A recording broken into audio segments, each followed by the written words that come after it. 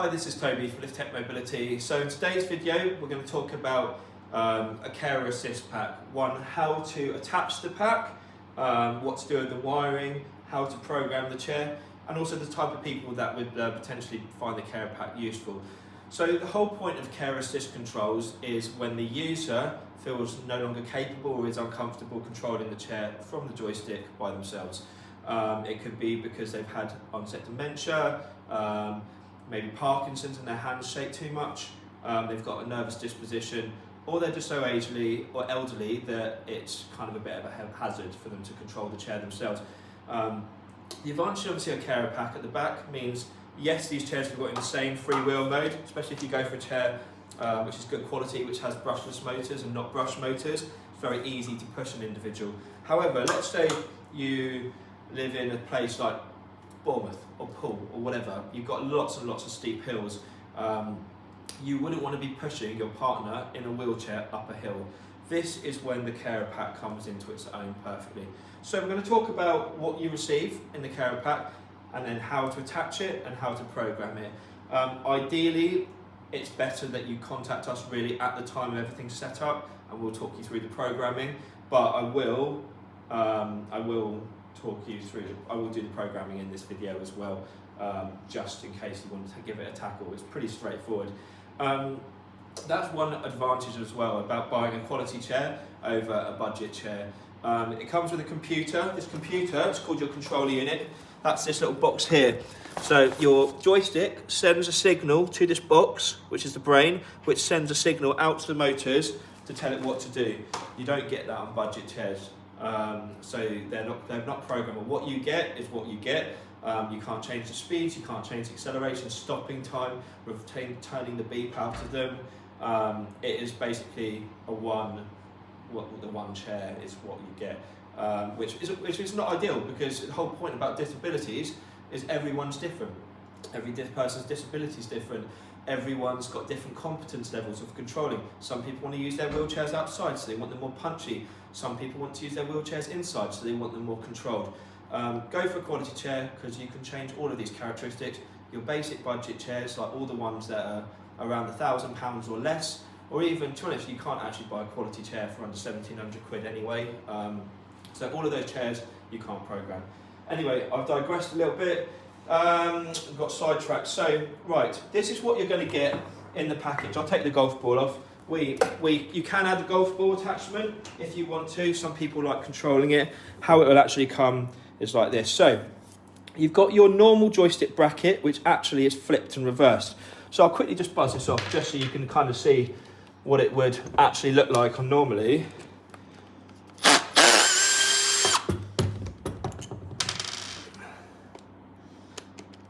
And sometimes, just to make sure it fits in a small parcel, you might even have it sent out in separate bits. So let's do this whole thing as it would come.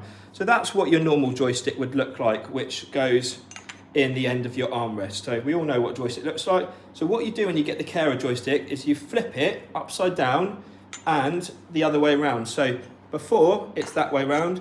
This way, it's that way round. So we'll pop these screws back in. Okay, and you could use, most people just use a normal screwdriver, but I want to be quick for the sake of this video so I don't bore the absolute life out of you. Okay, next thing we're going to do is we're going to remove the backrest. Reason being is because what's going to have to happen, if you're a right-handed individual, sometimes we can get, if we move it the whole way along, we actually have enough space now to attach the carer bracket. But what we would normally say is remove the backrest cover, and we're going to cut. So you want to take about 2 inches off. Cut in a straight line, like so. Make sure you know you're happy with where it sits, so that's perfect. We know we've now got enough space for the brackets. What you don't want to have it is on that bend. You see, that's basically the very end of the bend. Okay, next thing we're going to do is we're going to need to cut the same amount off this as we do off here. So we can have a little measure, it's roughly here. So I'm going to cut in a straight line, just with normal scissors. Much easier than using a knife. Okay, And lastly, you can use a lighter just to take off the edges, and it will also stop the edges from fraying quite so much. It's just a little common sense trick. Okay, we're going to attach the backrest back on, twist it round so you've got the comfy bit on. We now need to add black electrical tape. So get your black electrical tape. I've got 0 nails, and I should have pre-done this. There we go. Okay, so we're going to roll the tape from the edge of the top of your backrest, and we're going to wrap it round nice and, oh dear, typical. Have to get a dodgy bit of tape. That doesn't do what I want. Do you know what? And at LITH-TECH we very rarely even edit videos, and probably might have to be one of those videos, if I can't rectify this quickly, which I edit. Tell you what, let's just cut this off and carry on. So, you know, we're not perfect. I'm not even going to edit that video. So we're going to continue wrapping it around. Once that's covered, we're going to then grab your scissors and we're just going to cut it. Reason why we wrap it, the same as when we do the headrest, is because one, if you were to put this bracket and attach it to your frame, it's going to scuff it. It's going to put scratches and dig in. By adding this, it also adds grip. So we're going to get our bracket. This is assuming what the one is right-handed. Normally speaking, you have 4 bolts. For quickness of this test, I'm going to do it with 2. Oh, crikey, come with the Allen key. Thank you. So with your Allen key, you're going to line things up and just basically try and twist it. I don't actually think I've lined this up very well, to be fair.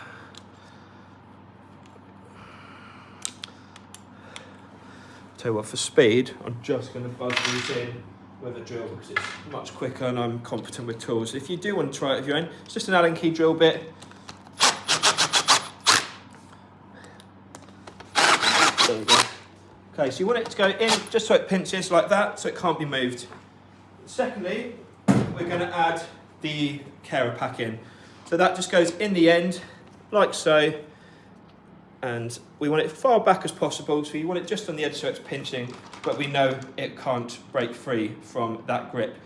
Okay, lastly, what we're going to do is we need to now take the lead from here, because obviously this lead's now facing forward. How we remove that is we're just going to separate the joystick. If you lift the armrest up, it's easier to get to, and you can either use an electric screwdriver or a manual screwdriver. And what we're going to do is we're going to spin the screwdriver around anti-clockwise until the screw comes out of the end of the armrest. We're now going to need the whole of this screw, so we need to keep going on it here. And then what we're going to do, okay, keep it attached to the bit, because you never know if whoever wants to buy it next, they might want the joystick. They might want to have it all nicely neat and tidied. So screw that back in. When you've got enough thread, put it in your arm, and then we're going to tighten that back up so your armrest is nicely fixed back in place. Because if you don't do that, you've got a nice, well, not a nice, you've got a flappy armrest, which no one wants.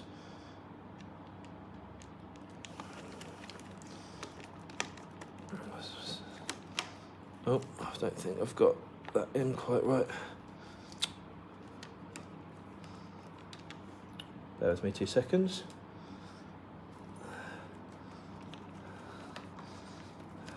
There we go. Okay, nice. So, and then just tuck that out the way so it's not digging into the user or protruding. Right, armrest goes back down, lock it off. Obviously on the SmartChair X or some of our other models, although the X is probably not the best chair to use with the care assist pack because it's too much of a punchy chair. The best chairs really with the care assist pack are the SmartChair 1, the SmartChair and the SmartChair 1 XL and SmartChair XL, but also the Compact Plus is really, really good. You want a chair that's capable and steady. Okay, so now what we need to be able to do is we need for this lead to be able to meet with this one. So I haven't got quite enough amount of lead. So what I'm going to do is I'm going to pull a bit of lead from this bunched up area here. So you can see what wants to go and what doesn't. If it doesn't want to go, you're going to need to cut some table ties and pull it out. So I'm going to lengthen this. What you want is this not too baggy. You want this to meet at a stretch. So that is literally perfect. Because now what that means is when we switch back to the user, we now don't want it overly baggy to get to the joystick at the front. So this is literally perfect now. We line up your white arrow with your white arrow. It's a very old carer pack. And we're going to twist that forward to make a secure connection. Okay. So if I was to use this now, manufacturer settings, it's going to be too fast. So I won't be able to keep up with it because we haven't programmed it. So what we need to do is we need to put the program in. This specific joystick, as it's an older style, I'm going to use the fat programmer. So first thing we do, have the joystick turned on. Ooh, speed level 5, has to be speed level 5. We're going to insert your end of your programmer, and different programmers will look different in different style, different ends for different style joystick portals. All right, so ZD09 programmer. The two settings we want is A, normal acceleration. So what we did to get that was we just pressed the up button, that'll bring us number 2. If we went, sorry, number 1. If we press the up button, that brings number 2, and that's how you scroll up through the settings. So we want to go back to number 1, and now what? Okay, so that's what we'll start again. So that's your start of the programmer. Normal acceleration whilst driving. We're going to edit that number, and we're going to bring that down to about 6. If someone, or even 5, if someone wants to walk really, really slowly, like it's a very elderly couple, you're going to actually want to bring it down to about 2. Most people, though, would be at about 5 on acceleration. Once you're happy with 5, we're going to press that button there. That enters that 5 to green. So we're going to press the top left-hand button now, because we're in setting 1. We're going to go to setting 7. Setting 7 is based all around your top speed. So max velocity as driving forward. So we're going to edit that 20 by pressing the right-hand edit button. We're going to bring that 20 down to about 10. We're going to now press the enter button, which will then enter that green. And now what we need to do is, before turning off anything, we're just going to pull the program straight out of here. And we do that from the end. Do not pull from here. So pull that from the end, and then we turn it off, and then we turn it back on again. Now your joystick has been reset. You will not be able to use this unless you use the program. We do the programmer on our website. It's a £100 deposit, so you don't keep the program. Unfortunately, we've had to do deposits because dishonest people used to keep the programmer and then block us. So we've now do a £100 deposit. When we get the programmer back from you, you'll get 80 of that back, and we'll talk you through all the settings over the phone. Right. Okay, so now you can see it's much more controlled. I put my left hand on here to steady myself, and I walk behind it. So now, and remember, this has got no user weight in it as well. So with user weight, it would be even slower still, which means it would be more controlled. So, and we've had a couple of customers say, oh yeah, but we kick the motors. I've got size 11 feet, and I can't really see how you kick the motors unless you really swing your feet when you walk. You should be far enough away and holding onto the handle that you don't even get close to the motors, to be honest, when you're walking. And the idea, same as with the joystick there, you want to have your hand fixed around the side of the joystick, and you want to maintain your V-shaped grip. It becomes very hard controlling it from the top of the nib. Remember, this part of your nib, or your nozzle, whatever you want to call it, is 3 times more sensitive than around here, and even less around here, but ideally that's the most comfortable. So you can hold it like that or like that. That's the best because you've got the most support, and it's easier to just guide your hand through the motion. So left hand on here to control yourself and keep yourself balanced, right hand will do the steering. And that basically means that you don't have to push your partner up long big hills, especially if your partner, male or female, carries a little bit of extra weight to them. The last thing you want to be doing is pushing people up steep hills. You don't want both of you out of action. It's the same when it comes to, getting the wheelchair in and out of the car. If you need ramps, use ramps. If you need a hoist, use a hoist. If you're both put out of action for the other person extraining themselves while helping your partner, you're not good to each other at that point. So if you need the care pack, use it. It's incredibly easy to operate once you've had a bit of practice. Don't get despondent if you're a bit wonky, a bit all over the place. So I'm going to turn the speed up just so it's a bit more erratic, and this is me on purpose moving it from side to side, but this is how I see some people controlling it. Just bring the speed down to speed level 1, keep it steady, guide the joystick through the motions, and you can also do what's called joystick control. So you've got 5 speed settings, 1, 2, 3, 4, 5. But within each one of these speed settings, you've got joystick control. So if I push this joystick sort of 10% of speed level 1, it's going to go 10% of speed level 1. So I can't really do it. Let me hold it from here. And if I push it the whole way down, now it's going to go the full speed of speed level 1. So compare it to how gently you control the joystick and how much force you put. You can literally creep this wheelchair. I mean, that is a snail's pace, because that's what's called joystick control. That is the art of getting used to, when you get good at joystick control, that's when you know you're good at controlling a wheelchair, and that is basically what will help you massively when using the carer pack. So I hope that's clear on how to set the carer pack up, how to program it, and why it is so useful.